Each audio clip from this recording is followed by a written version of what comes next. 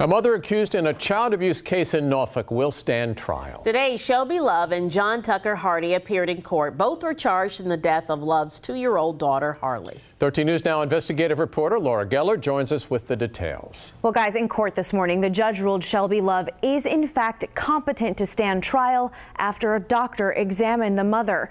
Love shed tears as she sat in the courtroom this morning. Both Love and John Tucker Hardy were brought in from jail, even though the judge ended up continuing their preliminary hearings.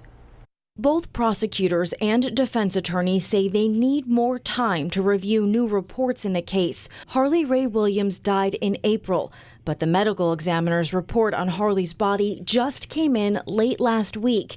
It includes toxicology and neuropathology studies.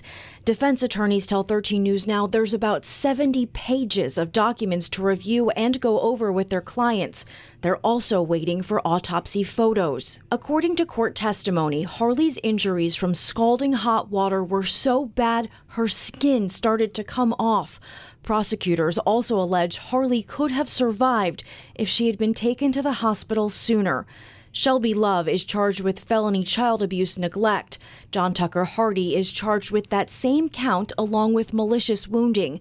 We have investigated Harley's story for months now. We've told you Hardy served time in prison for beating his own son. He was on probation and was not supposed to live in a home with children. But the state will not release information on whether or not Hardy's probation officers knew he lived with Harley. Now, those who loved the little girl will have to wait even longer for answers to come in court. The preliminary hearing is now scheduled for October 16th. That will be almost 6 months from the day Harley was killed. Laura Geller, 13 News Now.